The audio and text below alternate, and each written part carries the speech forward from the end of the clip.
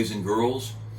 I'm sitting here at home and I thought I'd read you a story today. I'm in my study because of just noise and things, but you'll probably hear some noise out the window. But I wanted to tell a story about a ship named the Polly. And this ship was a British ship, and she and her crew had been captured by the French. There was often war between the British and the French. And this story today is about how the Polly and her captain and crew were imprisoned and trying to escape.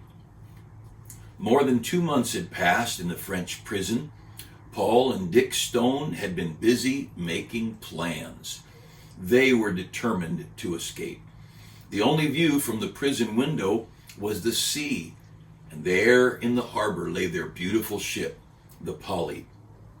It had been there all these weeks waiting because there was a dispute between Captain Dupois and the captain of the corvette that had to be settled in the law courts. In the meantime, Paul and Dick Stone had not only become great friends with the jailer, but also with his daughter. And Dick had quickly found the opportunity to disclose his secret in winning the heart of the enterprising Leontine, the jailer's daughter. Dick had made a declaration of love, and to prove his sincerity, he proposed that he should conduct her to her brother in England who was imprisoned. And if she would help them get out of the French jail, the English would surely allow her brother to be released from prison and go back to France. Paul had added his persuasions to those of Dick Stone. He had excited the sister's warmest feelings by painting the joys he would feel in rescuing her brother from that miserable jail in England. And he had gained her sympathy by describing the misery and the suspense that his own wife must be suffering, not knowing what had happened to her husband. Leontine was one. She was as brave as a lion, and her determination, once formed, was all she needed. She would act without flinching.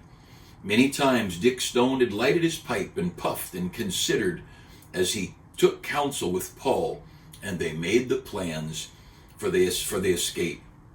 Paul had thus arranged the attempt and put everything in order. Everything was in readiness. They were waiting for the first gale that should blow from either west or south. Leontine had provided them with a couple of large files and a crowbar she had slipped into the jail underneath her clothes. Then she had often purchased large quantities of twine and brought them in daily so that Paul and Dick could weave them together to make ropes. During the night, Paul and Dick worked incessantly, concealing the ropes during the daytime within their mattresses by cutting a hole in the bottom.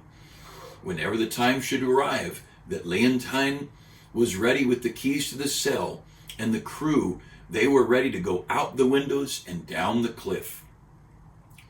Leontine was to fix a stake in the ground from which there was to be suspended a knotted rope, so after dark they could go down one side and up the other. Their rope would let them down through the window of the prison and into a gully, but they needed a rope on the other side to help climb out the other side. The great difficulty would be avoiding the sentry, who was always on guard. The affair was to be left entirely in the hands of Leontine, who assured Paul and Dick that she would manage the sentry if they would be ready at the right moment to assist her. When freed from prison, they were to make a rush to the beach, seize the first boat, of which many were always at hand, take the boat out to the Polly, and board their big, beautiful ship and sail off to England. Such was the plan that they agreed on, and everything had been carefully prepared in readiness for many days. Daily and hourly, Paul looked from the grated windows at his beloved Polly, that ship that lay at anchor in the bay just about 50 yards out at sea.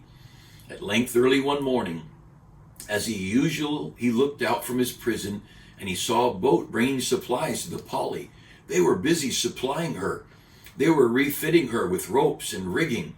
Surely she was about to set sail. At this painful sight, Dick made the decision. He was excited and he had to do something. He seized a file from beneath the mattress and he began to work on the prison window bars. "That's right, Dick," said Paul. "Now or never. The clouds are hurrying up for a southwester." That's the wind. "And I think it's going to really blow. As old Mother Lee says, luck comes from a southwesterner. So bear a hand and give me the file when you get tired." As Paul had observed, the Scud was flying rapidly across the sky from the right quarter, and both men worked hard alternately, and in an hour they had divided the thick bar close to its base, so the top was still attached, but the bottom was cut loose. "Now for the top," said Dick. "We'll soon cut it through, although it's going to be harder work." "Never mind the file," said Paul, who now gripped the severed bar in his hands. "And with such a purpose, I could wrench this bar from the stones. Something shall give way," and with the force of Samson, he exerted every muscle and wrenched the bar they had loosened at its base. The stone in which it was fixed first crumbled and then suddenly cracked. Paul fell sprawling on his back on the floor with the bar in his hands, and a large chunk of stone came tumbling down by him. "Take care, Captain," said Dick. "Gently with the stones. We shall alarm the jailer if we make so much noise. Why, you've settled the job in just one pull." "Here, Dick," continued Paul as he sprang from the floor. "Take the bar while I move a stone from the side with the crowbar.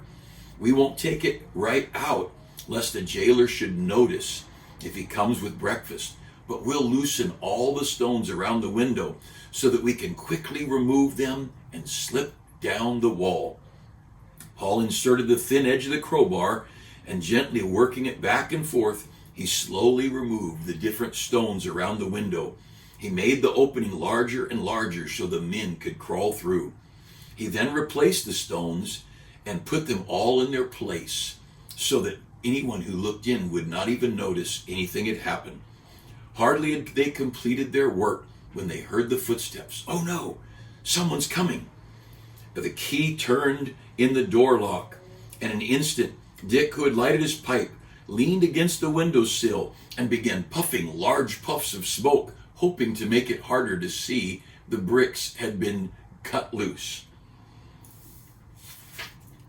The door opened, and it was Leontine. She had appeared bringing the breakfast instead of her father. "Quick," she exclaimed, "there is no time to lose. The wind has changed, and the people say we shall have a gale. Polly is ready to sail tomorrow. Captain Dupois has loaded her, and he himself shall depart in the morning, should the wind be fair. You must all get ready for the work," continued the determined girl, with large eyes flashing with energy. "We have not been idle, my pretty Leontine," said Paul, as he exhibited the bar that they'd pulled from the prison window. "But now we must depend upon you. It will be quite dark at 8 o'clock. You must have the rope ready and secured. It will make a noise if you're striking it into the ground, so you must be careful." At the same time, he gave her the bar and a rope coiled about 20 feet in length. "You must also be punctual in bringing the other prisoners here at 8:30, and tell them to take off their shoes and to tie them around their waists so we don't bother the sentry." "Don't be afraid," said Leontine. "I have already arranged something this morning. Fortune has favored us. Francois, he is to be on guard tonight. The guard relieved at 8 o'clock, at which time Francois will come on duty, and we have nothing to fear. I will manage Francois. Leave him to me. He is an old friend of mine, and I have appointed to meet him tonight." At this confession, thus boldly made, Dick Stone puffed violently at his pipe. He was almost concealed in his own smoke, and Leontine continued, "He is a sad fellow, and he has given me much trouble. Look, Dick," she continued, "if you are worth having, you'll help me tonight, for I shall depend upon you. Francois liked Dick, and Dick liked her, and they had to work together. I shall have agreed to meet Francois this evening at 8:30, and as I pretend to accept his friendship and love, he will be on guard, and I am going to disguise myself as a soldier. I told him that would be the only way I could come and see him. I shall keep my appointment and engage him in conversation so closely that he will not hear you. He's promised to bring me the uniform of a guard today, so I will be dressed just like a guard. At the same time, Leontine continued, you must promise to not hurt him. While I speak with him, you must come and grab him. Only let me get a hold of him, cried Dick Stone. Will you? Replied Leontine. Then the entire enterprise ceases at the beginning. You shall not escape unless you promise that no harm shall befall Francois. Don't be afraid, said Paul, but it will be a difficult affair if he's a powerful man. What size is he? Oh, replied Leontine, laughing, a little fellow, about as big as I am. You could soon manage poor Francois. He would be a mere child in the grasp of such a man as yourself. All right, said Paul, then there's no fear of murder. Depend upon me, Leontine, no harm shall touch him. Mind you seize the right man, said Leontine, for I will be in a uniform. I will give you the signal for you to come and take Francois.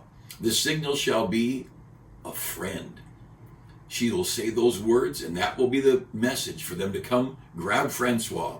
At the instant I give you the word, seize and disarm him before he can fire his musket. You will then have 2 muskets, mine and that of Francois, with which you can take your chance boarding the Polly. That will do, said Paul.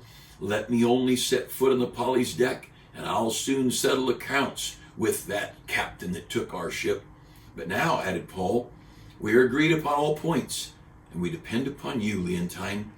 Do not forget to visit the beach and see that the oars and the boat and the axe to cut the cable are all in readiness within the large boat to which we must guide us as we leave the prison. Never fear, Leontine, said Leontine. I shall not fail in my part, and I shall give the signal as the clock chimes 8:30. You must be ready on the instant. Here's a letter, continued the girl, as tears started out of her eyes. I have written this letter for my father. You must leave it on the table when you escape, and it will explain all. He will then perhaps forgive me when he knows that I risked my life for my brother, Victor. Saying which, she left the room and locked the door behind her. What will happen at 8:30? You'll have to listen tomorrow to see if Leontine gets Paul and Dick and their crew back safely to the Polly. Read your Bible, pray every day, pray every day, pray every day. Read your Bible, pray every day, and you'll grow, grow, grow. And you'll grow, grow, grow. And you'll grow, grow, grow. Read your Bible, pray every day, and